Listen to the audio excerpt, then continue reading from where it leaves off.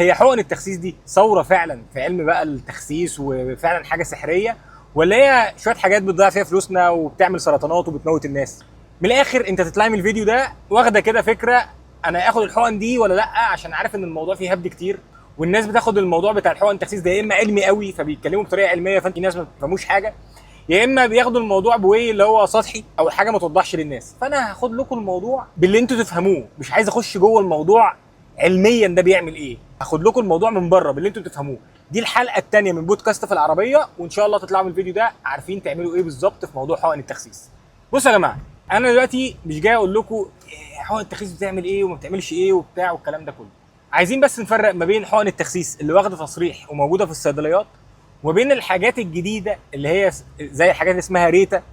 الريتا ده ما خدش اصلا ابروف لحد دلوقتي، يعني هو مش مصرح ان هو يتباع في مصر اصلا لحد دلوقتي، ولو لقيت حد بياخده فهو بياخده متهرب، يعني زي المخدرات كده، ماده مهربه. ده كارثه. ليه؟ يعني ده مش ينفع نتكلم فيه، يعني احنا مش ينفع دلوقتي اقول لك تاخده ولا ما تاخدوش، وانت او انت بتضحي بحياتك علشان تخسوا، لان انتوا مش عارفين الانبوبه اللي جايلكم فيها شويه بودره دي وانتوا انتوها في جسمكم دي فيها ايه بالظبط. فاحنا حرفيا في كارثه. فده يعني حاجه خلاص اتقفلت، ما حدش يفكر فيها. تمام؟ وللاسف ربنا يسامح الناس اللي بتعمل كده، هم فعلا بيتاجروا في حاجه حرام، يعني حاجه حرام. احنا مش عارفين ايه اللي بيتحقن، وكمان التجارب اللي اتعملت التجارب السريه مش كافيه، يعني هي معموله على فئران ومعموله على عدد قليل جدا من الاشخاص، فما نقدرش ان احنا ندي عليها يعني فاينل ديسيشن. يعني نتكلم بقى على الحقن اللي هي مصرح بيها اللي موجوده في الصيدليات اللي كلنا عارفين اساميها. خلينا نذكر حاجه، ان لسه في بنت من 3 4 ايام طلعوا ان بنت طالبه في انجلترا ان هي ماتت بسبب حقن التخسيس، وان هي القاضي بعد سنه قال ان سبب الوفاه ايه، ان هي كان عندها كسور في القلب مولوده بيه بس ما تعرفوش، ولما خدت حقن التخسيس دي ادت ان المشكله تتفاقم وان هي تموت فجاه. عيله صغيره عندها 18 سنه، طالبه مصريه عايشه في انجلترا. ايه ده؟ يعني معنى كده ان احنا ما ناخدش الحقن؟ خليني بس، يعني انا مش بحكي لك الكيس دي، انا بوجه كلامي اكتر للبنات، انا عارف البنات اكتر تفكيرا في موضوع الحقن. انا مش بقول لك الكيس دي علشان اقول لك هتموتي لو خدتي الحقن، تمام؟ لا، انا هحكي لك الناس اللي جاء قبل ما تجيلي تتابع معايا اونلاين في المتابعات بتاعتنا خدوا الحقن، تمام؟ كانوا بيقولوا لي ايه؟ كانوا بيقولوا لي اختلفت بقى الاقاويل. في واحده جت قالت لي انا خدتها انا وبنتي وابني، هي ست مشهوره فانا مش هينفع اذكر اسمها، يعني هي مش كبيره بايظاويه، هي حاجه و30 وولادها كبار، جوز بدري. قالت لي جمله والله رنت في وداني، الحوار ده على فكره من 3 ايام، وعلى فكره الحوار ده اللي خلاني اصور الفيديو اللي احنا بنتكلم فيه دلوقتي. قالت لي انا بعد التعب اللي حسيته من الحقنه قلت للدكتوره اللي ادتني الحقنه، كمان خدتها في دبي مش في مصر، قلت للدكتوره اللي ادتني الحقنه انا حبيت التخن، انا مش عايز اخس تاني، من كتر الالم اللي حسيته في معدتها ومن كتر الاكتئاب اللي جالها. نفس الكلام ولادها اللي هم اصغر منها سن. كذا حد بقى خد الحقن وقال لي ان هو ما بقاش قادر ياكل خالص، فجاله اكتئاب، مش عنده طاقه، مش عارف ايه ياكتف في الشغل ومش عارف يطلع اوتبوت في الشغل. طيب برضه مش هو ده اللي انا جاي اتكلم فيه، يعني انا مش جاي اكلمكم عن السايد افكت بتاع الحقن، لان ده موضوع علمي وهي تختلف من واحد للتاني، فمش جاي اكلمكم على السايد افكتس. بس في حاجه غريبه حصلت مع كلاينت مشهوره برضو جدا جدا معايا، هي بتاخد حقن تخسيس ولا جابت لها اكتئاب ولا مشاكل في المعده، وكانت بتخس والدنيا تمام جدا. بعد شهرين 3 بنعمل احنا تحاليل كده دوريه، لقيت ان حاجات عندها اتلخبطت، يعني الكوليسترول اتلخبط وهو كان عمره ما كان وحش، which is اصلا المفروض ان الحقن مالهاش اي علاقه بالكوليسترول. حاجات عندها اتضربت، مينرالز وفيتامينز لما عملت تحاليل، فبدات تحس ان ضغطها مش مظبوط، حاجات مالهاش علاقه خالص بالحقنه. وفي نفس الوقت مفيش اي حاجه جديده حصلت، يعني من قبل استخدام الحقنه كانت كويسه، فاللي هو والحقنه نفسها ما جابتلهاش مشاكل. هل ده ليه علاقه بالحقن؟ الله اعلم، ولا هي تعرف ولا انا اعرف، واعتقد اللي اخترعوا الحقنه نفسهم ما يعرفوش. فخلاص الموضوع اللي انا عمال اهري فيه ده كله، يعني انا عايز اوصل لايه؟ كل ده ما يهمنيش، يعني مش انا تاني، انا مش جاي اكلمك عن السايد افكت بتاع الحقن، ولا جاي اقول لك دي اللي واخد ابروف او اللي مش واخد ابروف أو. انا هقول لك على حاجه واحده بس، وهختمها لك مثال بواحده مشهوره جدا، ممثله مشهوره جدا، وهقول لك اسمها.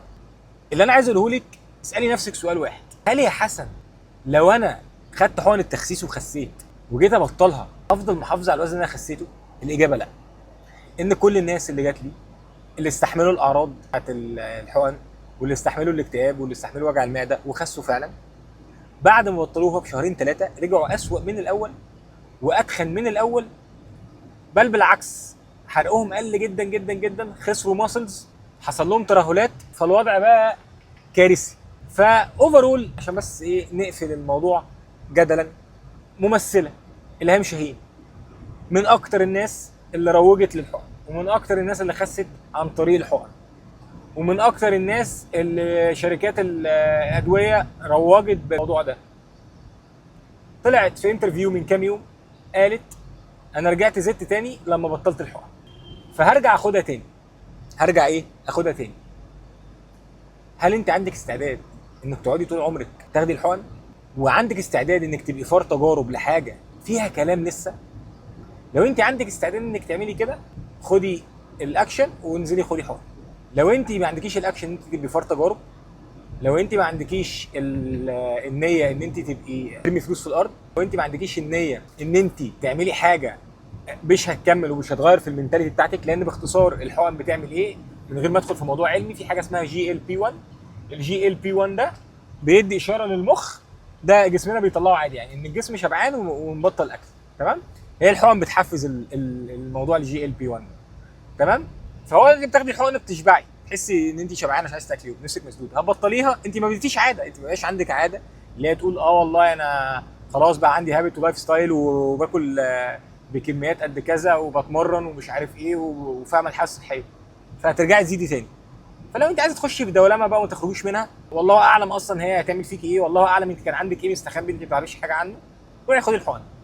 لو ما عندكيش، يوسفني اقول لك ان لحد وقتنا هذا ولحد الوقت اللي بتكلم فيه في الفيديو، ميبي كلامي ده يتغير كمان سنه كمان سنتين، يطلعوا حلول للمشاكل، يحسنوا في الادويه، ميبي. بس لحد وقتنا هذا 2026 شهر 8، موضوع الخسسان ده محتاج مجهود، ومحتاج ان انت تعمليه صح، وانك تظبطي اكلك وتمرينك، وده الواي الوحيد انك تخسي. لو انت خدتي حقن تخسيس قبل كده، يا ريت تكتبي لنا في الكومنتات هي عملت معاكي ايه، ولو انت بتفكري تاخدي قولي لي بعد ما سمعت الفيديو ده هتاخدي ولا لا، ولو انت خدتي وتعبتك يا ريت برضه تكتبي لنا في الكومنتات ايه اللي حصل لك بالظبط. والحاجه الوحيده اللي تقدروا ان انتوا تدعموني فيها لو انتوا بيعجبكم الفيديوهات دي، ان انتوا تعملوا اشتراك في القناه، ده بيفرق جدا، وتعملوا لايك وتبعتوا الفيديو ده لكل الناس اللي بتفكر ان هم ياخدوا حقن ويعملوا الكلام ده. شكرا ليكم ان انتوا اتفرجتوا لحد هنا، استنوني الحلقه الجايه يوم السبت الساعه 2. سلام.